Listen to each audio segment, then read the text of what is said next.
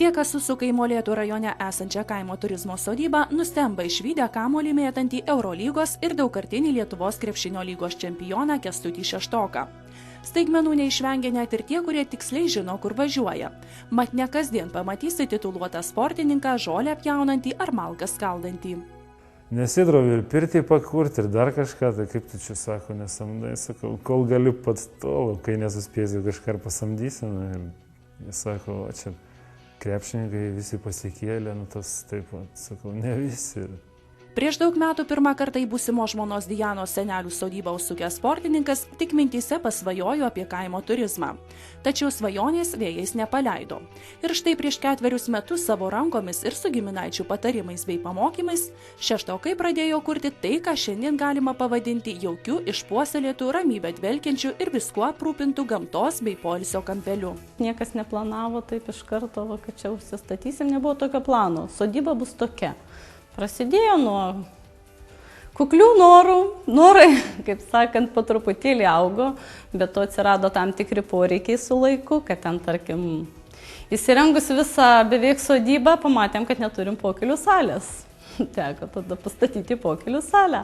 Sodyboje pas Šeštoką savo šventes gali švęsti nuo 30 iki 50 žmonių.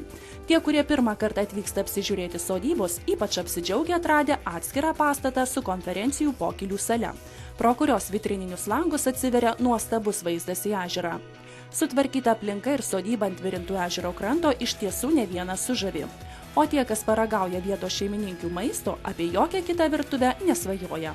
Tad nenuostabu, kad viskuo aprūpinti patenkinti svečiai svetingų šeimininkus ir prie savo stalo bando pasisodinti.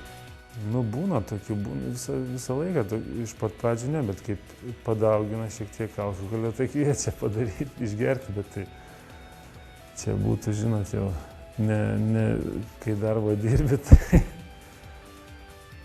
negali su visais išgerinėti. Sodyboje pas Šeštoką yra net 3 pastatai, kuriuose svečiai gali apsigyventi. Tai pagrindinio namo patalpos su jaunavedžių apartamentais, o taip pat kambariai skirtai šeimoms. Šiame name yra ir sauna su erdviu valgomuoju, kuriame galima smagiai pavakaroti, jei už lango lyja. Vasarnamyje taip pat yra miegamieji kambariai ir virtuvės su visais reikalingais daiktais. Svečiai gali įsikurti ir rusiškos pirties mansardoje. Sodyboje įrengta krepšinio tinklinio vaikų žaidimo aikštelės. Galima paplaukioti valtimi ar vandens dviračiu. Dirbame visus metus, bet daugiausia poilsiautojų be abejo sulaukiame šiltų metų laikų, o ypač vasarą. Vasara, kaip sakau, yra vestuvių metas. Ir mes mielai kviečiam visus, kurie nori pas mus sodyboje apsilankyti. Sodybą pas Šeštoką rasite Molėtų rajone pakeliui į Astronomijos observatoriją. Daugiau informacijos internete adresu www.kaimoturizmas.com.